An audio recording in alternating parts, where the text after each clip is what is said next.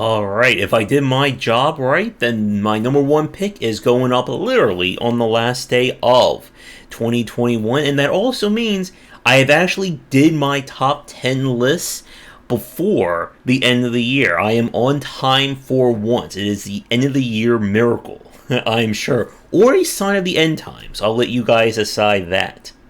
So, the number one game for me for 2021 is one that we played a little bit on stream. It's one that is probably not the most stream-friendly game, but it is an amazing example of what happens when a developer just kind of says screw it to the specific or general norms of a genre in the sake of doing something interesting, unique, and amazing. So, for my number one pick, it is Library of Ruina.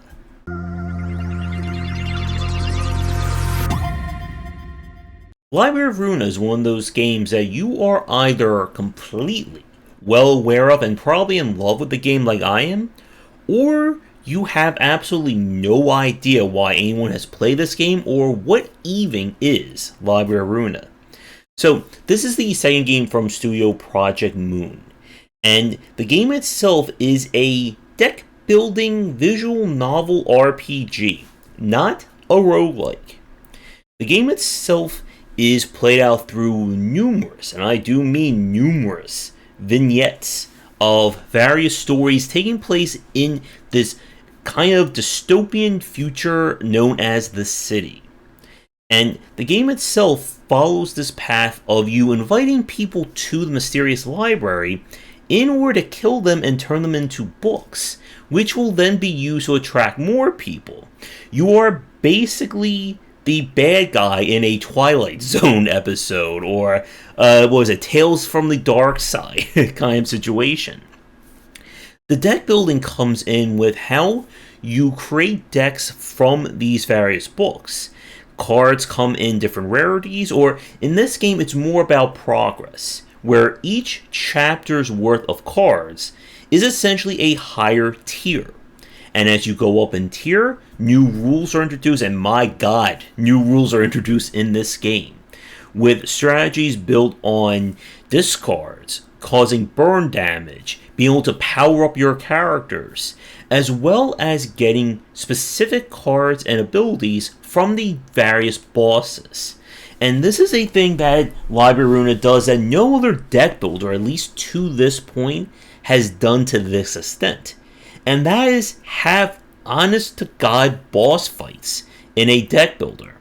And not boss fights in the same vein as a Monster Train or a Slay the Spire, where the boss kind of exists outside of the play. In this game, all the bosses operate under the same general rules of the game itself, but have their own crazy and unique abilities that can completely mess with you. You have a boss fight that is literally a 7-phase fight, with each phase providing different challenges. You have another situation where the boss itself is going to take away your party members, and you'll have to adapt with a smaller party. And the nightmarishly beauty of Library of Ruina is that every fight in this game is the current hardest fight in the game, because each fight is unique.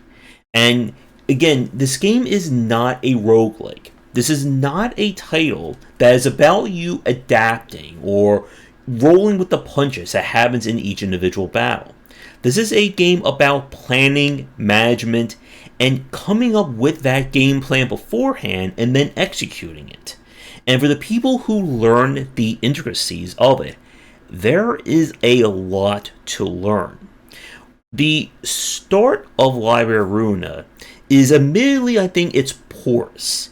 It is a game where you're going to be spending more time watching the vignettes and the visual novel scenes than you will be actually playing. In some of the stages, you will probably spend 10 to 15 minutes watching two people talk, and then a minute to 2 minutes actually playing the game, and then another 5 to 10 minutes of talking.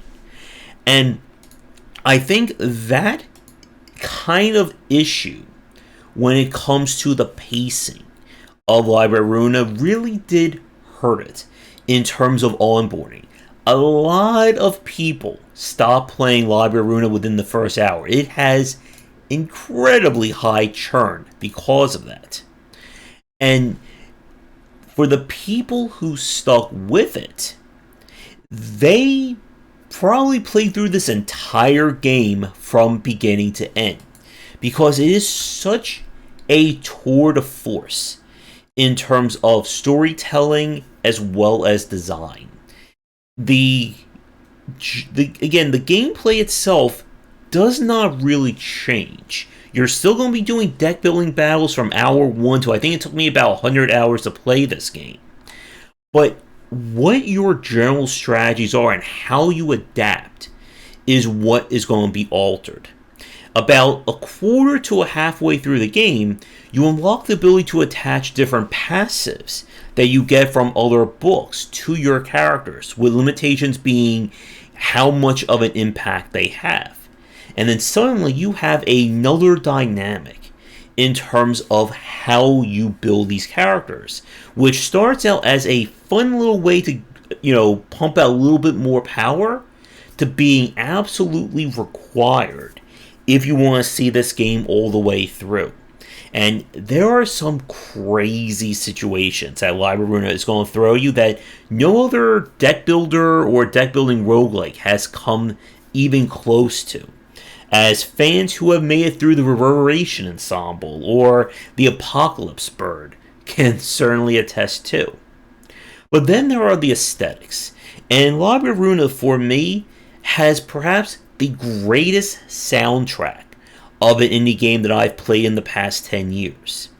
And because of how great it was, that I basically have to completely remove or discredit any award that the Game Awards gave out for 2021 by the fact that Library of Ruina did not win Best Music or Best Score. And you may think that I'm being a little hyperbolic there, but to kind of prove my point, Project Moon has it on their own YouTube channel. Go look up the songs Gone Angels and Then Is Heard No More. And then let me know in the comments how long it took you to stop crying or, recover from listening to these songs. And those are just two of the amazing songs that the game has. And the music is certainly fantastic all the way to the very end of this game. But what kind of elevates Library of Ruina to being number one from me for this year is, again, just the developers' willingness to just break genre conventions. Again, you don't play a deck builder where a boss can transform and change its rules, or having a fight that turns into an escort mission, or another one where you can't actually fight the boss, because if you hit it, it will get pissed off and then instant kill somebody on your team. And all this is played out through the story and the conventions of a deck builder. And there, again, really is nothing else like this. And by going kind of above and beyond in this respect, Project Moon has made a game that I think no one else will probably ever come close to touching in terms of tone, aesthetics, and design. And again, let me make sure that this is understood. This is not a game for everyone. This is a high-level, very challenging, very verbose deck builder. If you found a game like Slay the Spire or Inscription or Monster Train, any of the other games that we've played here, to be too complicated or just not your kind of game, Library of Ruina is not going to work for you. Again, this is a game that you're going to have to love the deck building as much as you love the RPG, as much as you love the visual novel aspects of it.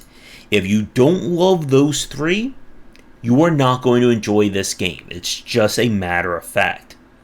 But this is just one of those games that if it does work for you, you are going to have a lot of game to go through, and you're going to enjoy some amazing music and get probably one of the most disturbing stories you've ever seen in a game out of it, as anyone who's been to Lovetown can certainly attest to.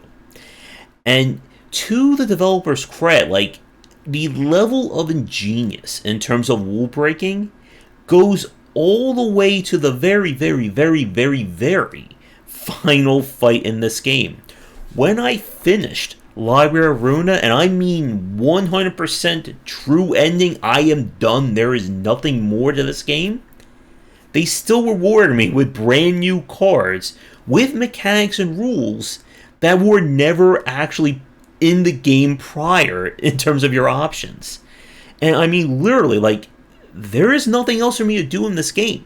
And you're still creating new cards and rules for people to play with. So with that, Library of Ruina is my number one game, but all the games on my list are definitely must-plays. As I said yesterday, let me know what your favorite games are in the comments down below. Do all the liking and subscribing, and check out our Discord and Patreon link down below.